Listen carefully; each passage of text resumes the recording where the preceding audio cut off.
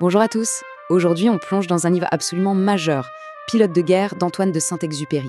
C'est un mémoire qu'il a écrit en 1942, et attention, ce n'est pas juste un récit de combat, non, c'est bien plus que ça. C'est une véritable quête de sens en plein milieu du chaos, une méditation vraiment profonde sur ce que c'est que le devoir, l'humanité, tout ça, alors que la France de 1940 est en train de s'effondrer. C'est parti. Et dès le début, le ton est donné. Saint-Exupéry y met les pieds dans le plat. Il rejette complètement l'idée d'un héroïsme romantique. Pour lui, la guerre, ce n'est pas du tout une aventure, une épopée, non. C'est une maladie, comme le typhus. C'est un fléau qui ronge absolument tout. Et cette phrase, elle nous dit tout de suite dans quoi on s'embarque. Un récit sombre, oui, mais surtout très philosophique, qui va marquer chaque page du livre.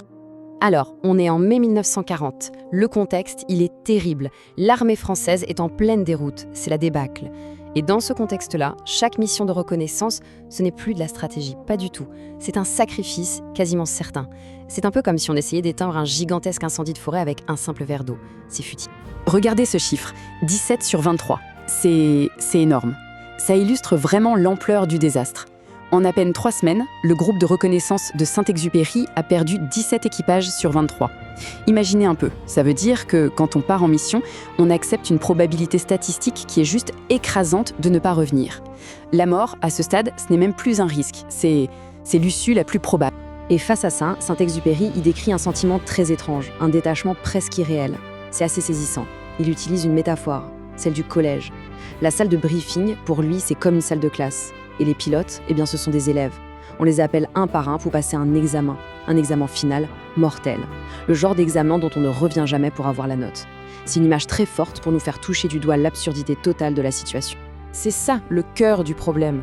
L'effondrement est tellement total, le chaos est partout, que même la mort elle-même perd de sa gravité. Elle n'est plus cet acte solennel, ultime. Non, elle devient juste un détail de plus dans cette pagaille, dans cette débâcle qui a déjà tout balayé.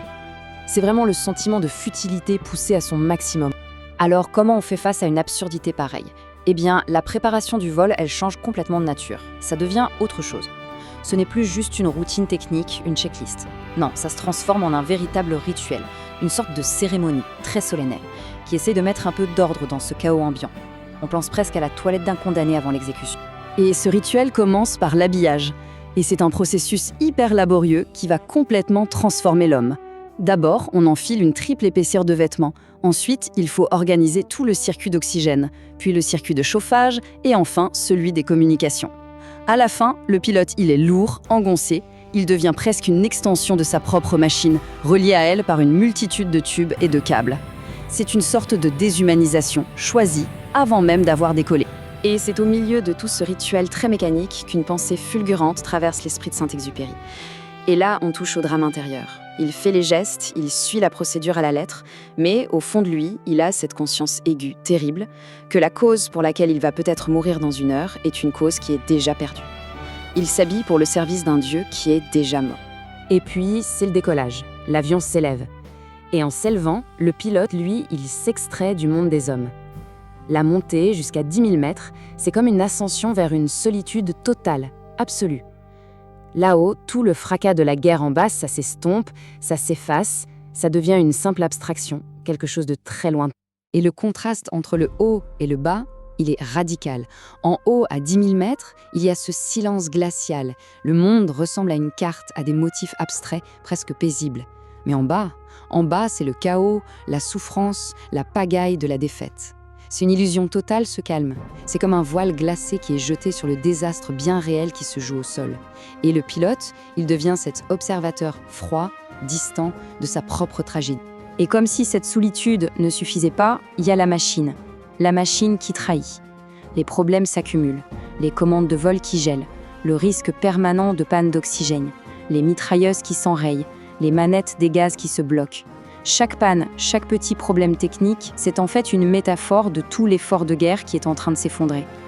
Le combat, il n'est pas seulement contre l'ennemi, il est aussi contre son propre avion. Et ça crée un sentiment d'usure incroyable, une impression de temps suspendu qui est vraiment palpable. Le froid, le manque d'oxygène, la pression psychologique, tout ça, ça les a vieillis. Comme il l'écrit, ils sont comme 3 vieillards à barbe blanche. Rien ne bouge, rien n'est urgent, rien n'est cruel. C'est une sorte de paix complètement surréaliste, dans cette immobilité glaciale, juste avant de devoir plonger la tête la première dans le feu. Achtung! Alarm! Feindliche Flanzüge im Anflug! Et ce moment, bien sûr, il arrive. C'est le point culminant du récit, la descente, la reconnaissance à basse altitude au-dessus d'Arras, une ville qui a été transformée en une véritable forteresse allemande. C'est le moment d'affronter l'absurdité en face. Et là, soudain, c'est l'enfer. Les tirs antiaériens fusent de partout. Mais la façon dont Saint-Exupéry le décrit est juste foudroyante. Il ne dit pas « on nous tire dessus ».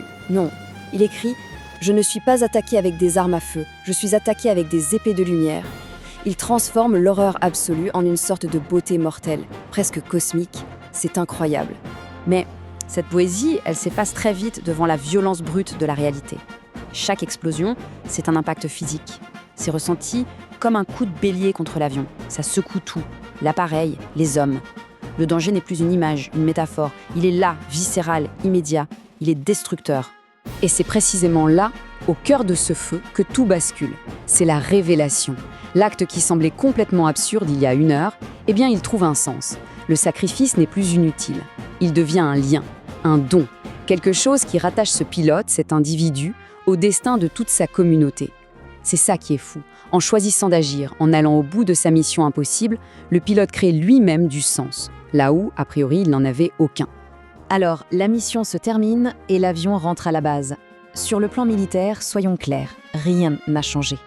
La mission est un succès technique. Oui, les informations ont été ramenées. Mais la guerre, elle, est toujours perdue. Et pourtant, l'homme qui revient, lui, n'est plus du tout le même. Quelque chose a été gagné. Une victoire a été remportée. Mais pas une victoire militaire, une victoire spirituelle. Et c'est ça la grande révélation du livre. C'est ce qu'il appelle la primauté de l'humain, l'universel qui l'emporte sur le particulier.